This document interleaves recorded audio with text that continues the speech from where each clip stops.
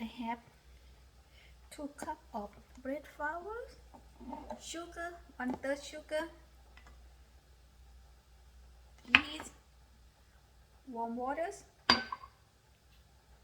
purple potatoes, 1 egg, salt.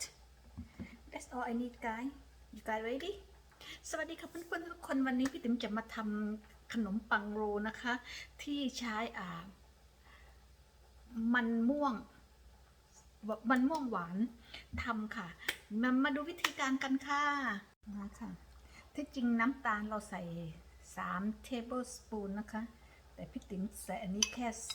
1 อันก่อนค่ะ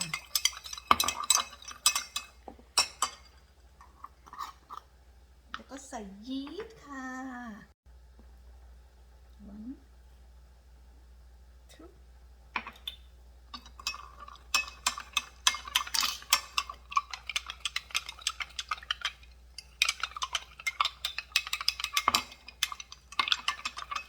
เราจะทิ้งไว้10 นาทีนะส่วนน้ำตาลที่เหลือ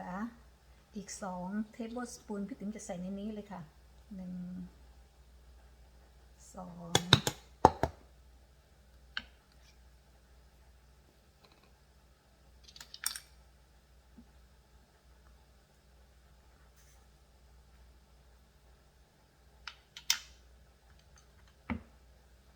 และอันสุดท้ายคือบัตเตอร์ค่ะช่วงนี้อันนี้พี่ติ๋มจะใช้ซอสบัตเตอร์นะคะซึ่งจะมีความเค็มอยู่แล้วค่ะ Guys, today I'm using salt butter so I just wanna try หาติงมาค่ะในนี้พี่ติ๋มใส่น้ำตาลเข้าไป2 tablespoon นะคะแล้วก็ซอสแล้วก็เกลือลงไปด้วยค่ะเป็นไงคะยีสต์เราขึ้นตัวมากค่ะ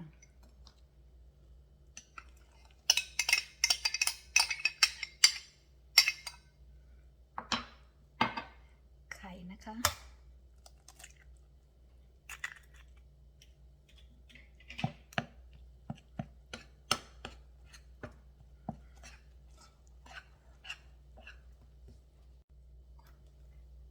มันม่วง1/3นะคะใส่ลงไปเลย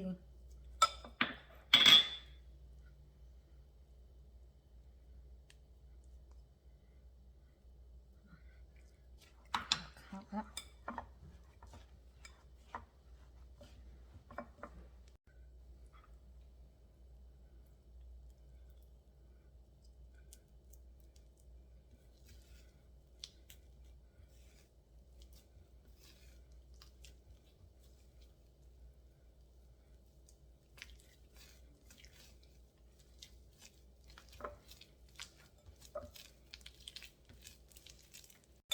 มาค่ะ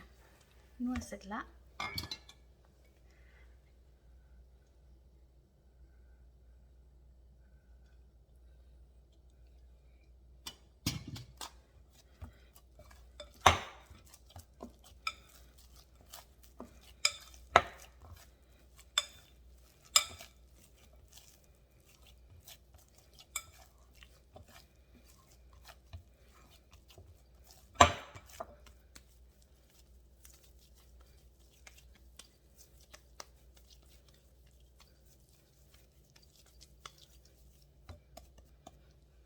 เดี๋ยวเอาผ้าปิดไว้สัก1 ชั่วโมงนะคะ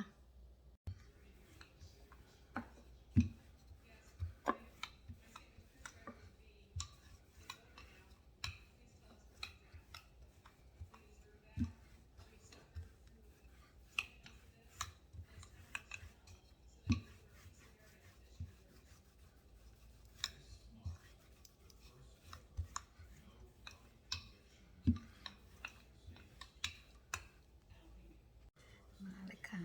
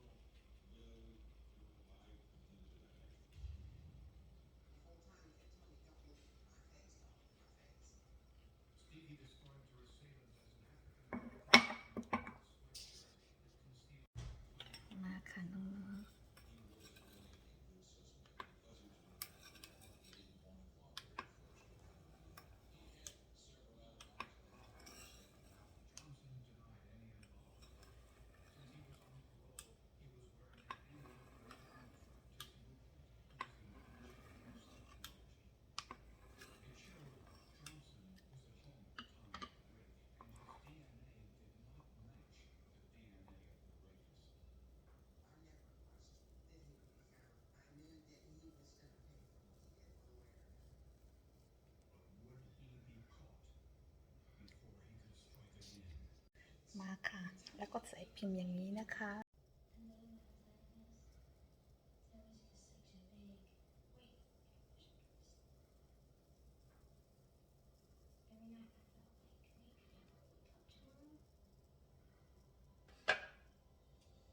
ได้แล้วค่ะ เดี๋ยวเราจะ cover อีกประมาณ1 ชั่วโมงนะคะน้องๆไปเดี๋ยวก็เช็คแป๊บหนึ่งค่ะทำเสร็จแล้วเช็คไปเรื่อยๆค่ะน้องๆตอนนี้คุณสามีขนมเค้กหมดละที่จริงว่าจะทำขนมเค้กให้นางนะคะวันนี้แต่ทีนี้นมเราหมดค่ะก็เลยไม่ได้ทำเดี๋ยวพรุ่งนี้ต้องทำเค้กอีกค่ะน้องๆอยากรู้ไหมคะว่าเค้กอะไรอย่าลืมกดติดตามแล้วอย่าลืมกดกระดิ่งนะคะ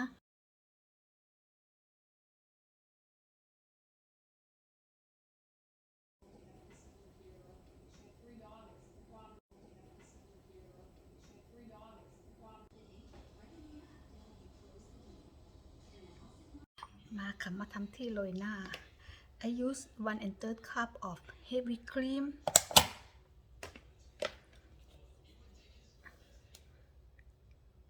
I see 1 2 3 this is about 1/3 oh I mean 1 1/2 cup of powdered sugar guys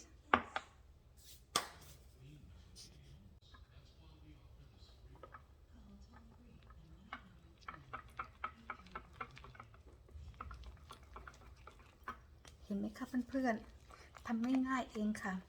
ทำครีมโรยหน้า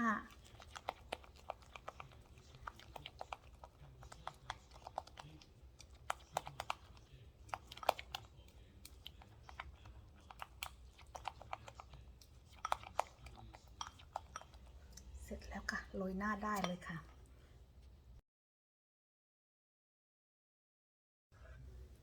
เสร็จแล้วนะคะหอมมากเลยค่ะเพื่อนๆ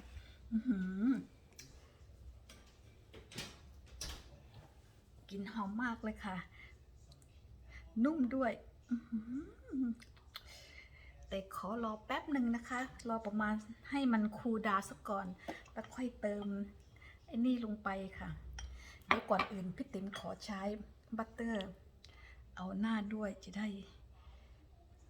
ขนมปังจะได้อ่อนๆจะได้นุ่มๆอันนี้คือซิกเกรตเลยนะคะน้องๆ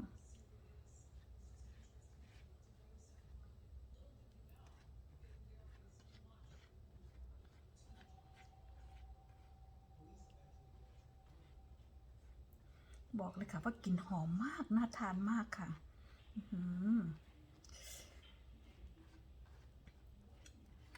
ทานกับคอฟฟี่เช้าๆเลยค่ะยัมมี่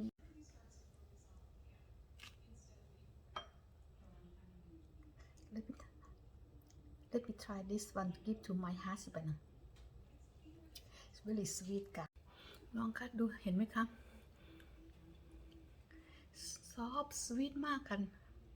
ดูค่ะอร่อยมาก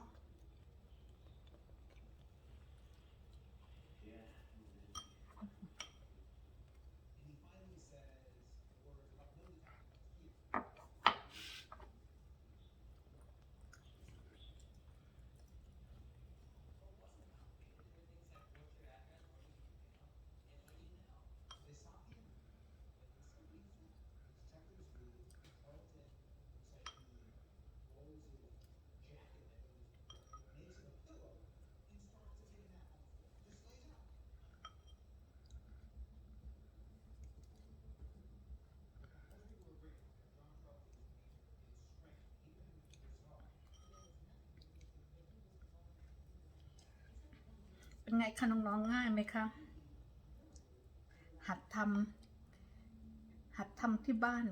เก่งแล้วก็ทำขายได้นะคะน้องๆเป็นรายได้นะคะนี่หัดทำไปเรื่อยๆถ้าคนไหนอยากจะเรียนจริงๆหัดทำไปเรื่อยๆนะคะทำไปประมาณ3-4 ครั้ง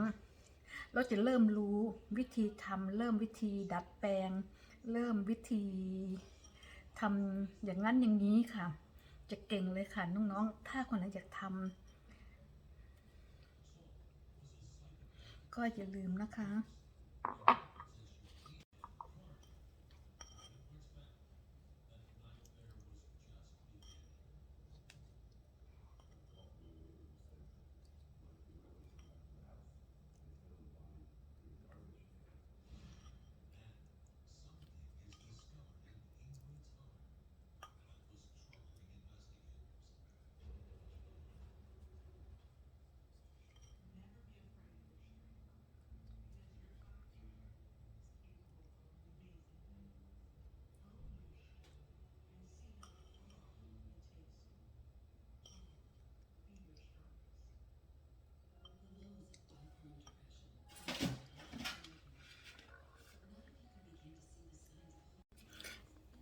น้องคะถ้าชอบคลิปนี้